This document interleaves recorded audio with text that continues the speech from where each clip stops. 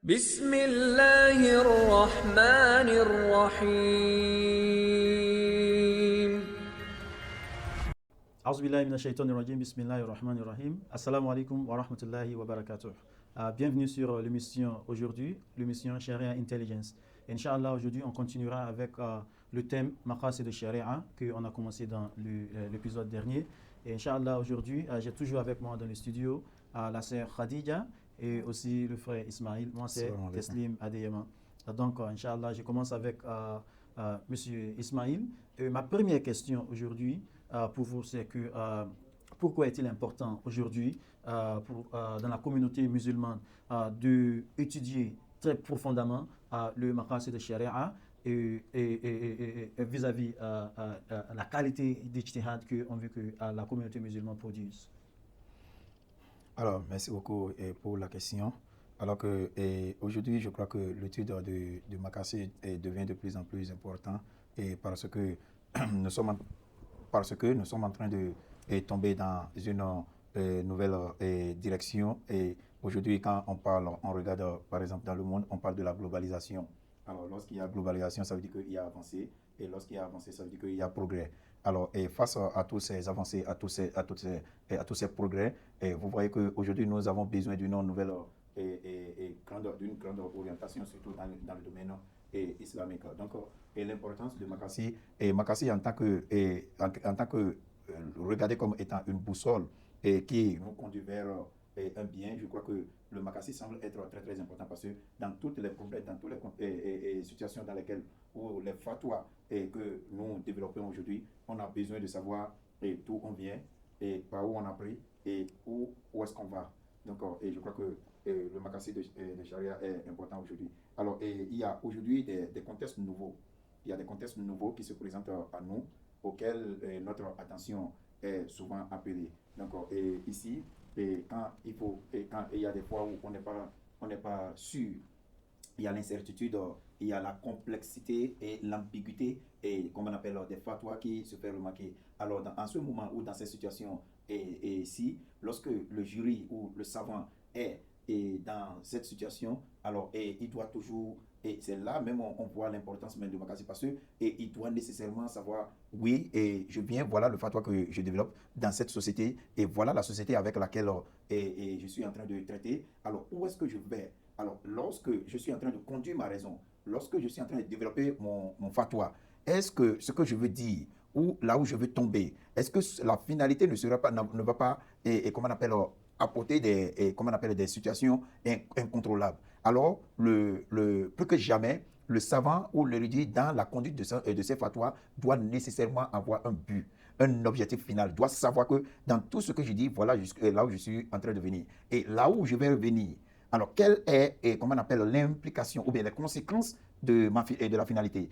L'objectif est l'intention, et l'intention finale, l'objectif final, l'objectif suprême que je suis en train de poursuivre. Donc, tenant compte du contexte, tenant compte de là où il doit savoir les ressources qu'il est en train d'utiliser pour pouvoir, comment on appelle, aboutir à cet objectif final dont il a besoin. Alors, lorsque nous voyons aussi aujourd'hui, nous avons compris à cause de l'importance de Makassi, parce que le Makassi aide réellement les érudits et les savants comment on appelle, le développement de leur fatwa. Ils ont réduit peu à peu l'utilisation de certaines sources secondaires, telles que l'Ijma, telles que Amal al-Madina, Raïs al-Sahabi. Donc, et ces sources sont maintenant peu à peu utilisées. Pourquoi? Parce que dans le développement de son fatwa, comment on appelle, les nouvelles situations qui se présentent aux érudits, ils savent désormais que oui, le Makassi que je suis en train de prouver, l'objectif suprême, mon objectif suprême, si c'est dans une communauté politique, si c'est s'il s'agit des questions environnementales, il sait qu'est-ce qu'il veut et où il va et quel est l'objectif final qu'il est en train qu'il veut atteindre. Donc, en allant dans la conduite de sa raison, le Makassi l'aide et sérieusement à ne pas aller en dehors ou à ne pas partir à l'encontre du sujet ou bien de l'objectif poursuivi. Alors, nous allons voir aussi, et cette importance se fait remarquer lorsque nous savons que Donc, le makassi est devenu comme étant un outil de usul fiqh et devient de plus en plus relevant. Relevant parce que lorsque les questions d'incertitude se posent, lorsque les questions comment on appelle, d'ambiguïté se posent dans les sociétés surtout, que ce soit sur le plan politique et financier et autres, le makassi est là toujours dans, comment on appelle, dans le contexte de protéger et comment on appelle la dignité pour le bien-être pour le bien-être de la communauté. Alors, si je veux récapituler un peu ce que nous sommes en train de vouloir dire par l'importance aujourd'hui du makassi, il faut noter que le makassi, avec la globalisation et le progrès auquel nous faisons face aujourd'hui, le makassi devient de plus en plus important parce que le makassi aide, comme on appelle les érudits, les savants, dans le développement de leur nouveau fatwa. Donc, également, et pour résumer ça, il faut montrer que le makassi aide également ces érudits-là dans de nouvelles situations auxquelles ils font face parce qu'aujourd'hui, qu'on le veuille ou pas, le monde a changé et beaucoup de choses ont changé. Donc, dans l'accomplissement de notre, comment on appelle, de notre charia et dans la poursuite de l'objectif suprême, et le makassi devient aujourd'hui un outil très très important dans la vie des musulmans parce que seul le makassi peut aider dans le développement des fatwas et donne une bonne orientation aux érudits. Merci beaucoup, sœur Khadija. En théorie, est-ce que nous avons des situations anciennes ou même contemporaines, et surtout anciens, à l'époque du prophète, à l'époque des compagnons du prophète sallallahu alayhi wa sallam, qui nous donnent, qui sert à une évidence ou à des évidences pour la considération des makassi de sharia comme une manière de prendre des décisions juridiques dans la charia. Merci beaucoup. Oui, comme vous le savez, le makassid est la raison derrière le charia, le but, l'objectif. Alors, il y a beaucoup d'histoires dans la vie du prophète et la vie de ses compagnons où nous voyons le makassid en jeu. Comme il y a l'exemple de quand le prophète sallallahu alayhi wa sallam a demandé à ses compagnons de ne pas prier la prière de Asr, sauf quand il arrive à Banu Qurayza. Et la moitié, quand c'était l'heure du prière de Asr, ils ont arrêté et prié. Et l'autre moitié n'ont pas prié jusqu'à ceux qui l'ont arrivé à Banu Qurayza. Et le but, on disait que c'était parce que le prophète sallallahu alayhi wa sallam voulait qu'ils marchent vite. Alors il n'a pas condamné les deux groupes là. Donc, si je comprends très bien, le prophète sallallahu alayhi wa sallam les a envoyés d'aller à Banu Qurayza. Donc, quand ils partaient à Banu Qurayza, il les a dit de ne pas prier la prière de Asr, la prière qui souvent on prie aux environs de 16h à 17h. Et le prophète sallallahu alayhi wa sallam les a dit de ne pas faire cette prière, observer cette prière, à moins qu'il arrive à Banu Qurayza. Mais lorsqu'il partait, il était l'heure de la prière. Les compagnons du prophète sallallahu alayhi wa sallam qu'il a envoyés là-bas se sont divisés en deux groupes. Il y a d'autres qui disaient que non, on va prier maintenant, il est l'heure. Et les autres, non, le prophète a dit d'arriver à Banu Qurayza avant d'observer cette prière. Et ils ont vu que, non, la raison pour laquelle le prophète les a dit d'aller observer la prière à Banu Qurayza, c'est pour qu'ils puissent vite marcher, vite partir, arriver là-bas à l'heure. Pas nécessairement que c'est là-bas qu'ils doivent prier. Et les autres disaient que non, nous, on va littéralement avec ce que le prophète a dit. Il dit, arrivez à Banu Qurayza, observez votre prière là-bas, pas avant d'arriver. Donc, si je comprends très bien ce que vous disiez, c'est que le premier groupe dit que non, faites l'observation de la prière ici, parce qu'il est l'heure, donc on doit le faire ici. Parce que l'objectif du prophète, c'est qu'on arrive là-bas à temps, mais on est déjà ici, il est déjà l'heure, on prie avant de partir. Alors ça, c'est un très bon exemple. Il y a aussi beaucoup d'applications dans la règne du calife Omar. Une de ces leçons, c'est comme nous savons, le zakat, c'est pour aider les pauvres. Alors, pendant le calife de Omar, les gens utilisaient les chevaux pour s'enrichir. Et Omar a constaté cela. Normalement, il n'y a pas de monde sur les chevaux. Mais parce que maintenant, c'était un moyen pour que les gens s'enrichissent et ne payent pas de zakat, il a ordonné qu'on doit payer le zakat sur les chevaux. Et aussi, il y avait le temps de famine que normalement, quand quelqu'un veut quelque chose, on coupe la main. mais parce que c'était une période de famine et normalement le maqasid du sharia dit d'enlever la difficulté aux gens.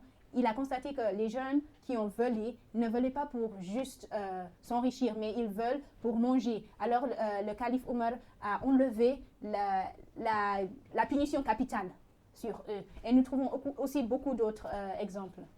Merci beaucoup. Donc, cela veut dire que dans l'islam, même si Allah a ordonné quelque chose, faites ceci, et avec le maqasid, on peut savoir quand est-ce qu'avec le maqasid, on peut aussi ajouter là-dessus ou même à enlever. Tel qu'il a fait Omar ibn Khattab, le cheval, il n'y a pas le zakat sur le cheval, mais lui, il a entendu et il a compris très bien quel est l'objectif du zakat. L'objectif du zakat, c'est de prendre chez les riches pour aider les pauvres. Donc, parce que le prophète n'a pas ordonné d'enlever le zakat, de mettre le zakat sur le cheval. Mais Omar a vu que le cheval, à son époque, était une source de richesse. Donc, il a ordonné que les gens donne le zakat sur les chevaux aussi, ce qui était parmi les maqasid. Et aussi, il a arrêté, il a enlevé la punition capitale de la coupure de la main sur deux jeunes hommes qui ont volé. Et normalement, on devait couper les mains, mais parce que le temps, c'était le temps de la famine. Donc, ils voyaient le contexte. Ils n'ont pas volé parce qu'ils voulaient s'enrichir, mais ils ont volé parce qu'ils voulaient survivre. Donc, il a enlevé la punition capitale sur eux. Donc, quand on comprend très bien le maqasid de sharia, on peut aussi prendre des décisions en tant que responsable d'une communauté. On peut prendre des décisions qui aidera le progrès de la communauté. Monsieur Ismail, je reviens à vous, s'il vous plaît. Donc, ma question pour vous maintenant, c'est que on parle du maqasid et tout ce qu'on peut faire avec le maqasid de sharia, mais d'où vient, comment est-ce qu'a été évolué ce maqasid? Parce que quand on lit le Coran, on ne voit pas quelque part là où on dit le maqasid de sharia, c'est ceci, c'est cela, c'est cela. Comment est-ce qu'on a connu que ça, c'est un objectif de sharia, cela, c'est un objectif de sharia, et l'autre aussi fait partie des objectifs de la sharia. Qui sont ces juristes qui sont venus avec ces objectifs, qui ont articulé et même développé les objectifs de sharia? Ce que je dis, c'est que je voudrais que vous nous donniez l'histoire de l'évolution de maqasid de sharia. Alors, dans l'évolution même du maqasid de sharia, et surtout les juristes qui ont articulé le maqasid de sharia, on peut lire des spécialistes tels que Imam al-Juwayni, et nous avons aussi Abu Hamid al-Ghazali, et nous avons Ibn Taymiyyah, et nous avons aussi Ibn Qayyim, nous avons Al-Iz bin Abdus Salam, nous avons aussi Al-Karafi et spécialement Al-Shatibi. Donc, ce sont les premiers qui ont vraiment articulé le maqasid de sharia. Alors, et tout récemment, nous avons des spécialistes tels que Ibn Ashur, Shah Waliullah, et nous avons Al-Fassi, et nous avons Mohammad Ghazali, nous avons Abdallah bin Baya, Youssouf Karadawi, et Taha Jabi Al-Wani, et Ahmad Raisuni, et Mohammad Hashim, et Kamali, etc. Il y en a assez, etc.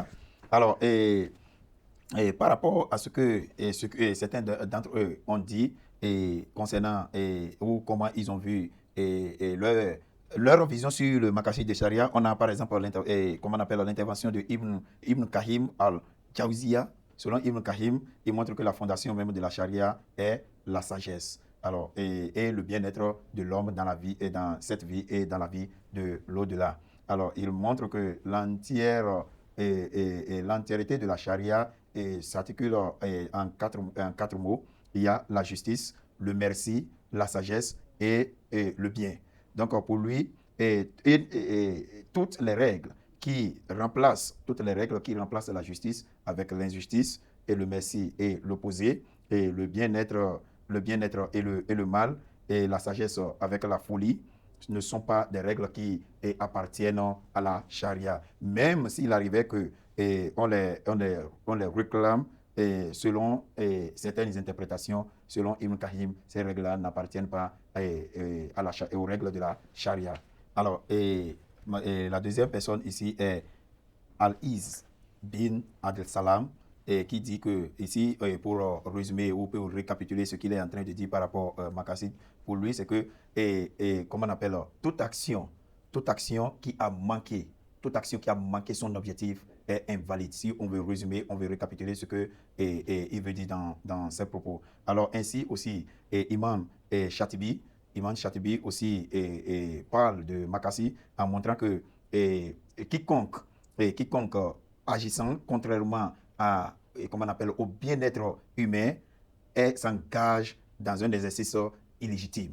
C'est-à-dire que selon eux, et quand on va regarder ou on va essayer d'approfondir notre pensée sur ce que ces deux-là disent, c'est que premièrement, on doit comprendre que le but même de, comment on appelle, de notre Makassi, c'est une action. Quel genre d'action? Une bonne action. Donc, lorsque vous manquez une bonne action, ça veut dire que votre, comment on appelle, le but l'objectif est invalidé lorsque l'action n'est pas bonne. Alors, de Imam Chatibi, on peut aussi remarquer que lorsque votre action ne va pas dans le sens même de la sauvegarde du bien-être social ou comment on appelle, du bien-être humain, ça veut dire que vous vous engagez dans un exercice illégitime. Et quand l'exercice est légitime, ça veut dire que c'est illégal. Ça veut dire que ce n'est pas un exercice bon, ce n'est pas un exercice correct. Donc, lorsque nous voulons récapituler généralement, nous allons comprendre que cela s'articule sur des mots fondamentaux.